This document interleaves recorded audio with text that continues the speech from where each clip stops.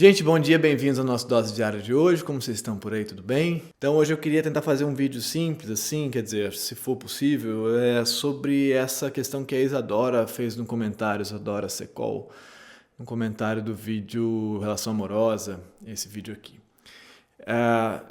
O comentário é o seguinte: queria sugerir um tema que na minha visão tem correlação com esse, que é da relação amorosa e os processos de satisfação e insatisfação, tudo que está nesse vídeo aí. Se quiser ver lá, vai lá ver, se não tiver visto, né? Abre aspas para a questão dela. Tenho medo de sofrer, logo sou incapaz de desejar. Tenho medo de sofrer, logo sou incapaz de desejar. Adoraria ouvir a sua opinião sobre isso. Então, essa frase aqui, ela é uma frase assim que a gente já deve ter ouvido, ter falado. Então você não vive uma coisa por medo de sofrer. A gente falou um pouco sobre isso essa semana, nos últimos dias, sobre essa ideia do medo do sofrimento e tal. O que é isso, como é que isso funciona. Tem alguns vídeos aí, se você catar nessa semana, sobre isso. Posso colocar esse aqui especificamente sobre isso. Mas eu queria tentar desenvolver um pouquinho mais essa ideia para que a gente não fique na superfície dela, assim, só... Vou tentar, para que a gente não fique simplesmente numa espécie de frase que encerra o nosso pensamento, que às vezes acontece isso com a gente. Então tenho isso, logo aquilo. Uma conclusão que talvez seja rápida demais, talvez seja muito apressada, tá? Então eu vou tentar só abrir um campo sobre isso, tá bom? Vamos lá.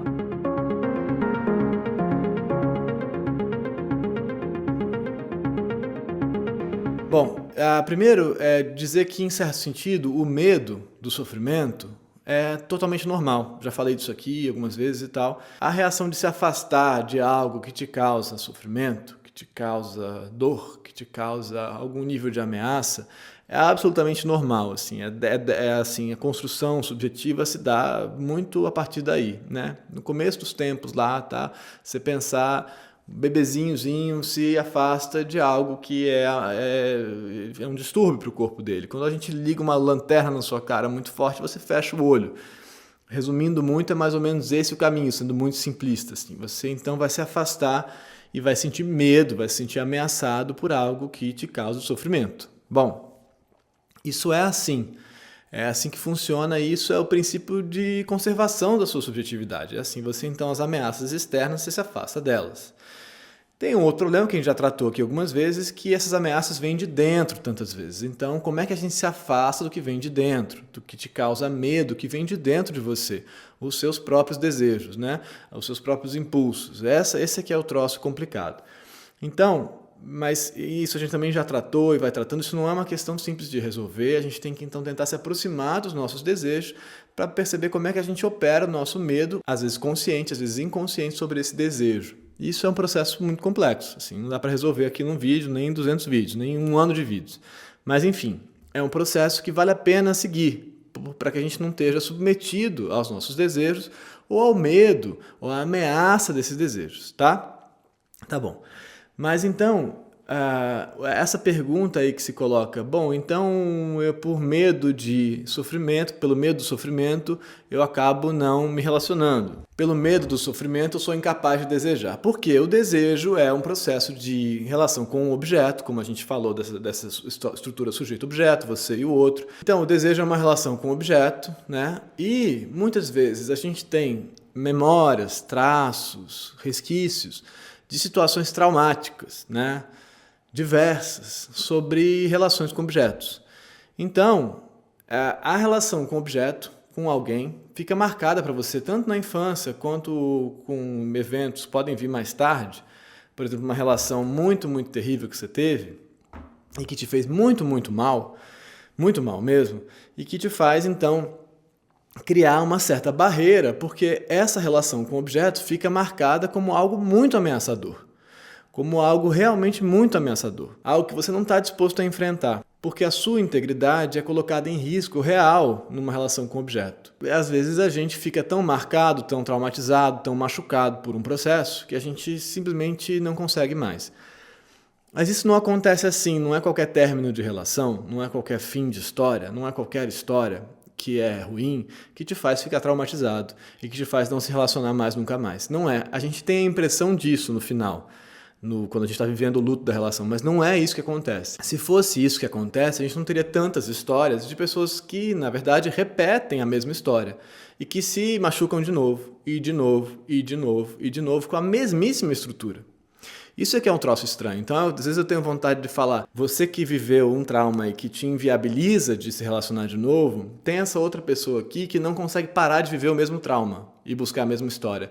Essas duas narrativas acontecem ao mesmo tempo no mundo. Isso é engraçado de perceber.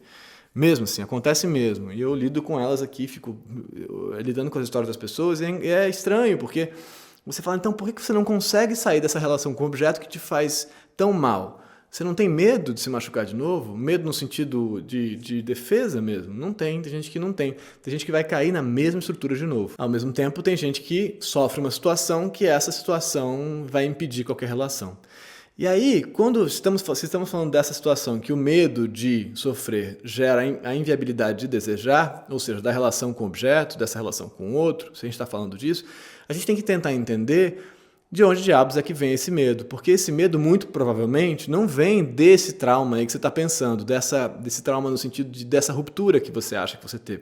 Tive uma ruptura muito traumática com 18 anos, com 20 anos, e a partir daí não consigo mais me relacionar. Eu diria, assim, que é muito provável que essa ruptura que você teve, aí com 20 anos, como diria o Freud lá, o trauma tem 2 tempos, né?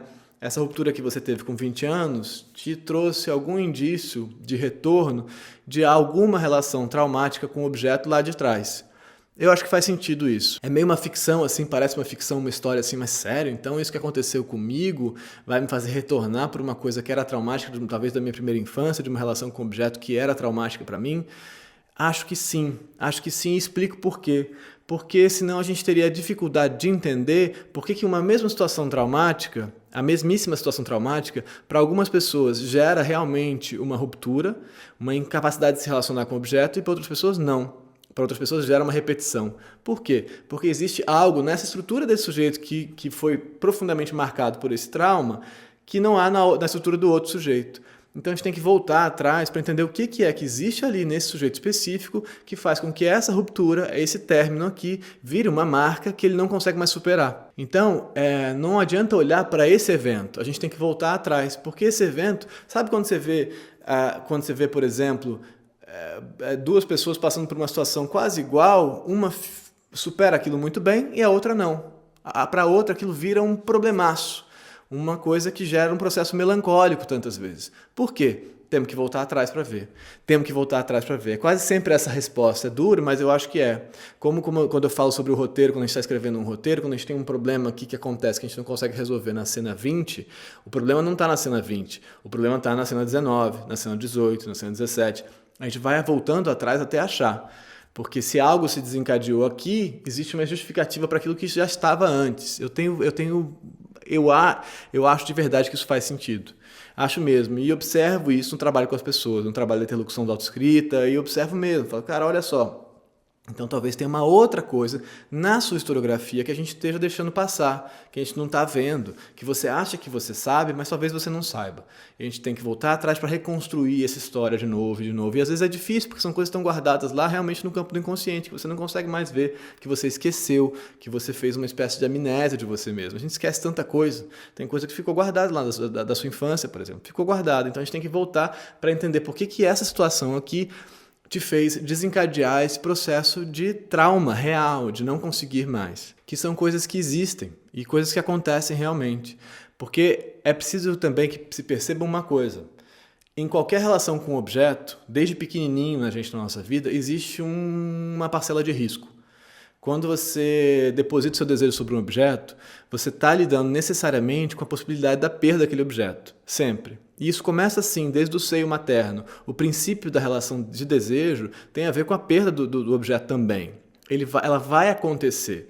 Necessariamente ela vai acontecer, por mais que ela seja transitória. Então, quando você deseja o seio materno, o seio pode surgir ou não, mas se ele surge, ele vai de novo se descolar de você. E aí você produz o desejo de novo. Mas ele vai se descolar de você, então você vai ter uma experiência de falta num dado momento. Essa experiência de falta, de descolamento e de sofrimento e de sofrimento mesmo, de dor, a experiência de falta vai acontecer provavelmente. Só que alguns de nós conseguimos lidar com ela e outros não. Para outros de nós, essa experiência de falta, de retirada é muito intensa. Mas o que eu quero dizer é que a experiência de desejar necessariamente está ligada à experiência de retirada. Percebe? Então, se você tem prazer no encontro com esse seio, por exemplo, ou com qualquer objeto de desejo que seja, você tem prazer, você já supõe que esse encontro com esse objeto também vai estar engendrado nele também a retirada desse objeto em algum momento. Então, o encontro com a satisfação do objeto do desejo é também a possibilidade da retirada dele. Então, para todos nós, o processo de desejar e de encontrar o objeto do desejo é também o processo de poder se separar dele. Como um bebê que vai brincar de encontrar e desencontrar da mãe, encontrar e separar, encontrar e separar. Isso pode ser muito saudável, isso pode ser o que é a vida, encontrar a satisfação, se separar dela, encontrar a satisfação, se separar dela, sentir falta dela, encontrar de novo, e assim o desejo caminha. Às vezes, esse processo de encontro, reencontro, desencontro e falta é muito doloroso, por várias razões. Porque às vezes aquele encontro, só para dar um exemplo, às vezes aquele encontro com aquele objeto de desejo primordial lá de trás, talvez não viesse carregado de um afeto tão bom, talvez viesse junto com alguma outra agressividade de alguma ordem. Não sei, isso a gente tem que voltar para olhar, para entender como é que se deu esse seu processo de relação com esse objeto. Porque esse trauma lá na frente, que te faz ter medo a ponto de não conseguir mais desejar, provavelmente está te retornando a outras experiências lá atrás que você não está vendo. Provavelmente, tá? Provavelmente. Eu tinha desconfiança disso. Confesso que eu tinha desconfiança disso, desse tipo de narrativa. Eu falava, cara, mas a psicanálise é muito ficção, né? Mas quando você começa a observar, você entende que você precisa retornar lá atrás para conseguir fazer uma linha do tempo, como numa narrativa, uma linha do tempo, uma história que faça sentido. É uma história complexa, é uma história cheia de possibilidades de interpretação, de aberturas, de tentativas de fechar esses significados, mas é uma história. Você, em algum grau, é uma história muito complexa. Mas então, se você está aqui vivendo a dificuldade de desejar, o medo está te paralisando, você tem que tentar voltar atrás para entender. Por que esse medo, de onde ele vem? Né? Porque, em certo sentido, o medo é normal, o medo existe, o medo como traço de relação com esse objeto, com o exterior, é normal, ele faz todo sentido. Agora, se esse medo te paralisa, existe algo aí que você não está vendo. Então, é preciso entender isso, né? Uma coisa é esse medo que é viável, que é razoável, que te preserva, né? Que te mantém vivo, que te mantém longe de ameaças que põem em risco a sua integridade. Outra coisa, num limite extremo, é esse medo que te inviabiliza qualquer relação, qualquer toque com o externo. Aí você tem que tentar entender o que é essa ameaça, de onde ela vem, de onde ela vem.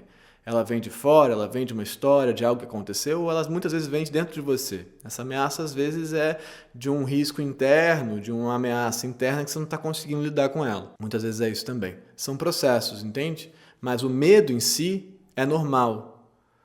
O medo, isso eu queria dizer, deixar claro, o medo, o processo de medo, o processo de sentir medo é parte da história. O medo inviabilizar a relação é que não é legal, na minha opinião. Tá? Gente, muito obrigado, se inscreve no canal, curte esse vídeo, compartilha esse vídeo, manda ele para alguém, talvez ele sirva para alguém, talvez ele realmente sirva para alguém, e comenta aí embaixo, leia os comentários abrem muitos outros campos que eu não estou abrindo aqui, eu sempre falo isso e é verdade, é sério mesmo, muito obrigado, aliás, por todos os comentários sempre, muito obrigado, mandem perguntas aqui ou pelo meu direct no Instagram, tá?